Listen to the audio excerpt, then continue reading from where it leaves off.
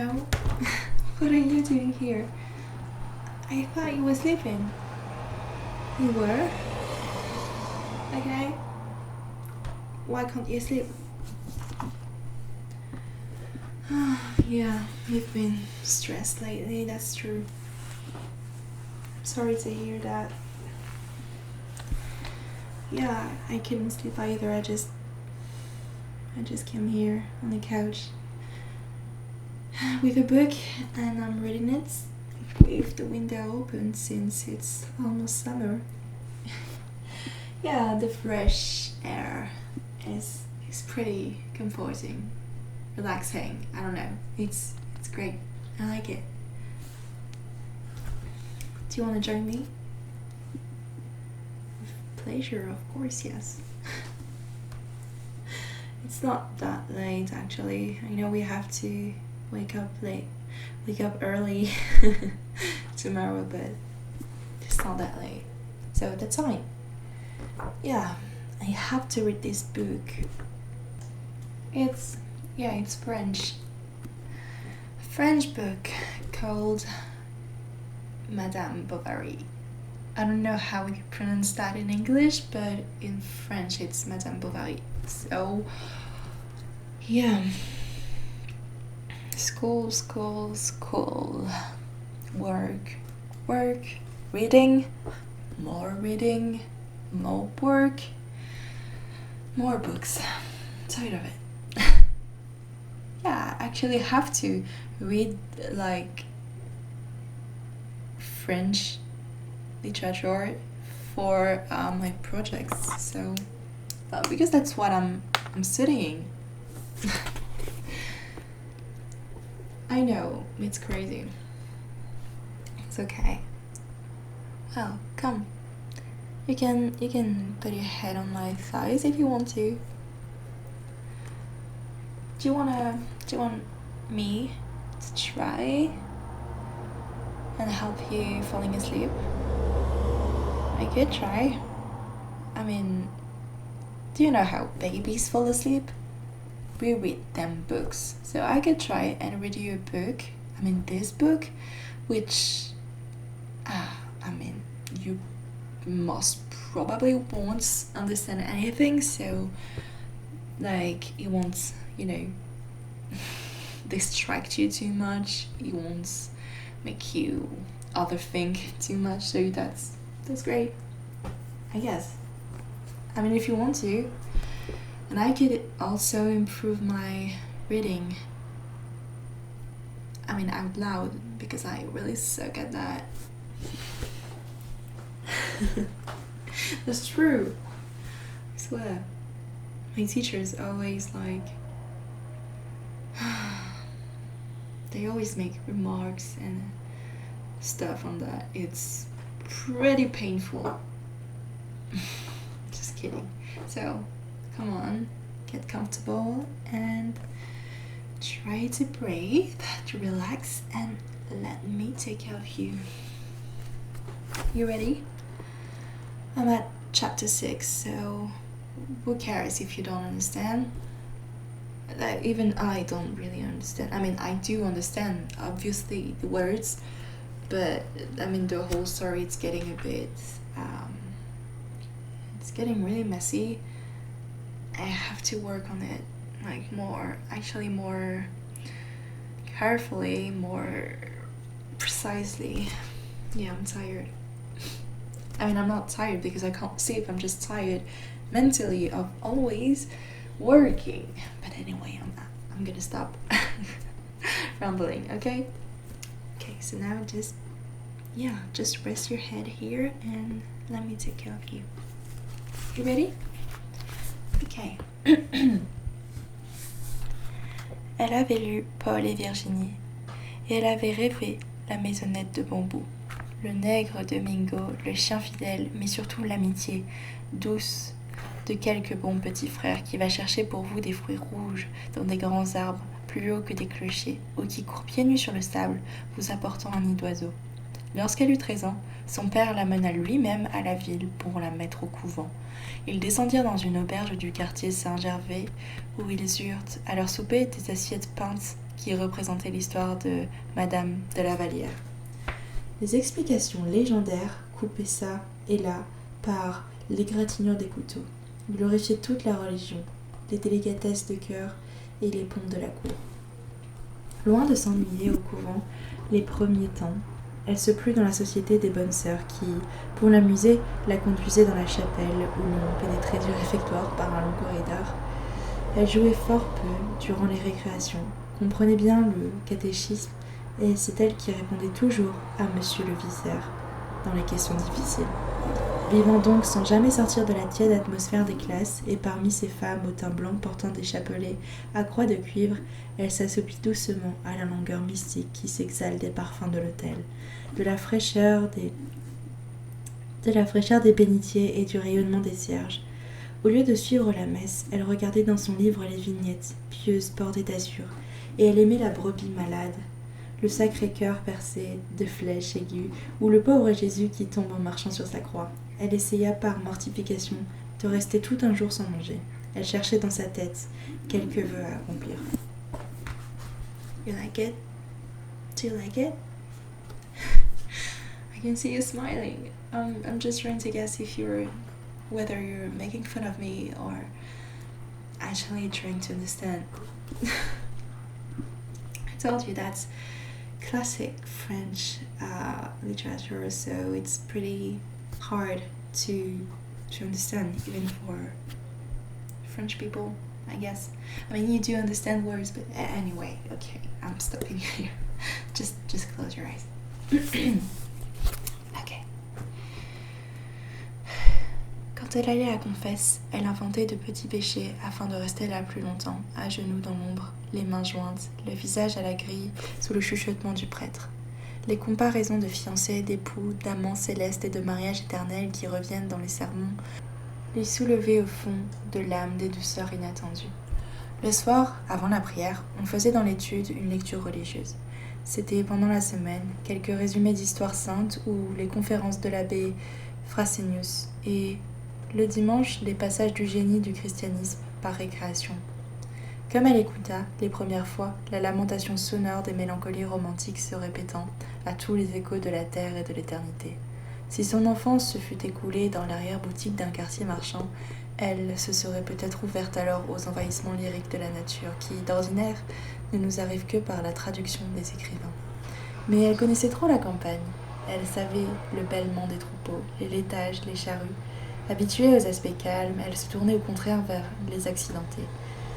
Elle n'aimait la mer qu'à cause des tempêtes, et la verdure seulement lorsqu'elle était clairsemée par les ruines. Il fallait qu'elle pût retirer des choses une sorte de profit personnel, et elle rejetait comme inutile tout ce qui ne contribuait pas à la consommation immédiate de son cœur. Étant de tempérament plutôt sentimental qu'artiste, cherchant des émotions et non des paysages, il y avait au couvent une vieille fille qui venait tous les mois, pendant 8 jours, travailler à la lingerie. Protégée par l'archevêché comme appartenant à une ancienne famille de gentilshommes ruinés sous la Révolution, elle mangeait au réfectoire à la table des bonnes sœurs et faisait avec elles, après le repas, un petit bout de causette avant de remonter à son ouvrage. Souvent, les pensionnaires s'échappaient de l'étude pour l'aller voir. Elle savait par cœur des chansons galantes du siècle passé qu'elle chantait à demi-voix tout en poussant son aiguille.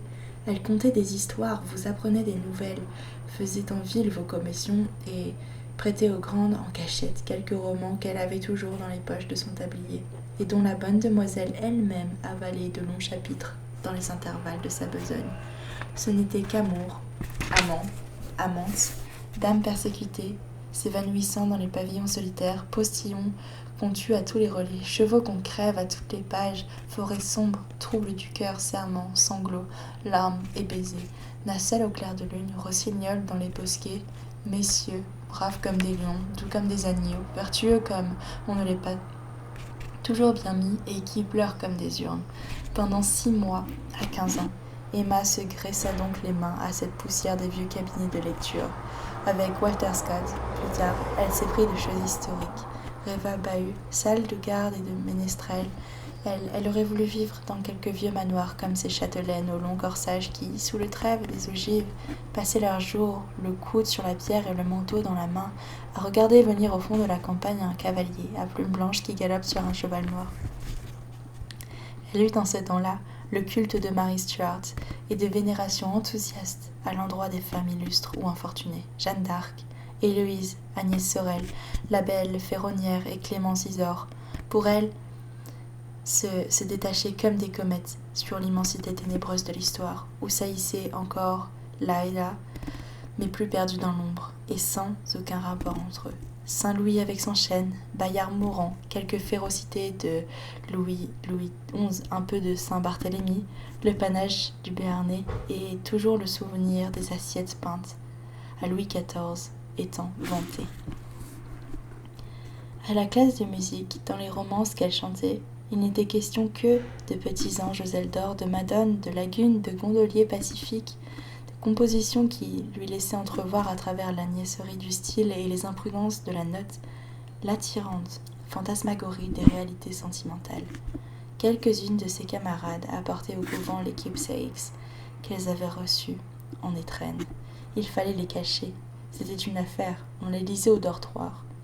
Maniant délicatement leurs belles reliures de satin, Emma fixait ses regards éblouis sur le nom des auteurs inconnus, qui avaient signé le plus souvent comte ou vicomte au bas de leurs pièces.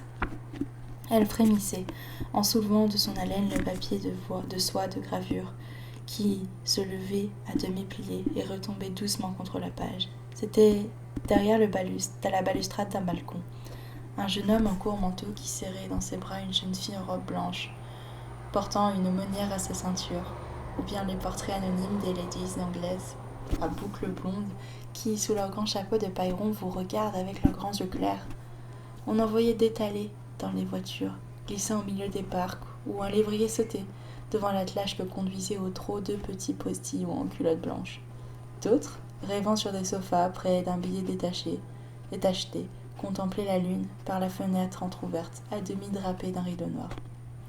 Les naïves, une larme sur la joue, becquetaient une tourterelle à travers les barreaux d'une cage gothique ou, souriant, la tête sur l'épaule, effeuillaient une marguerite de leurs doigts pointus, retroussés comme des souliers à la poulaine.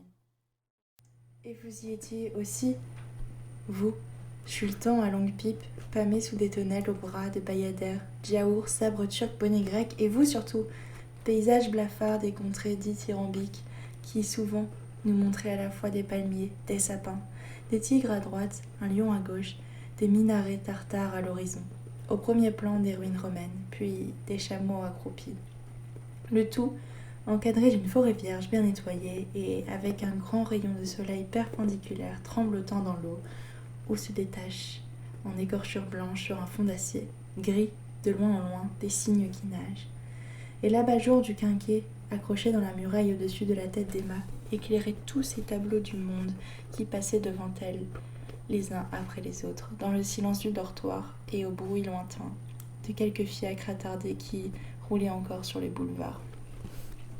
Quand sa mère mourut, elle pleura beaucoup les premiers jours.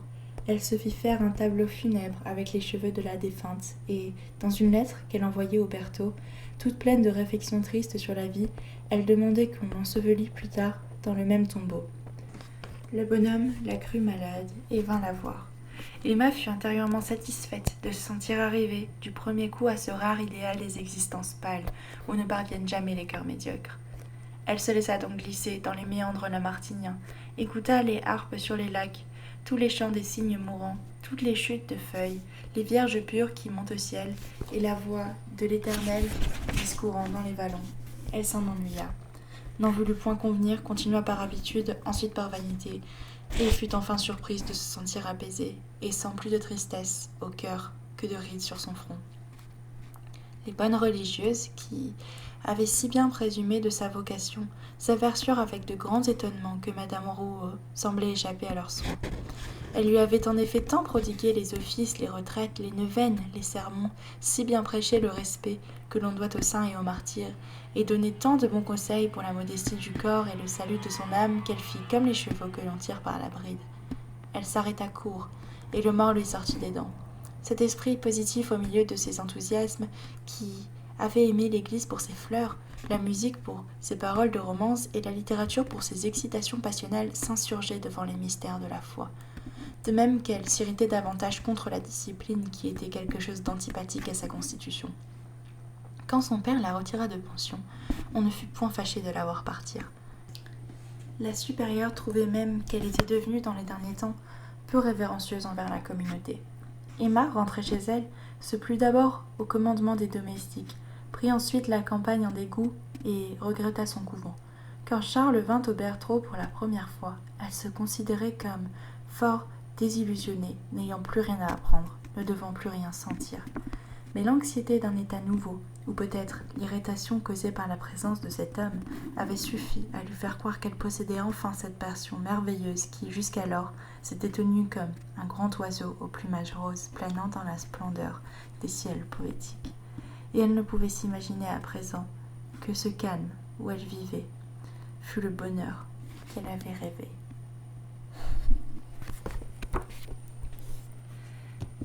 You're the cutest. Really, you're so cute. Yeah, that was the point. Now just fall asleep, it's fine. We can sleep here. I love you. I really do. And I want you to know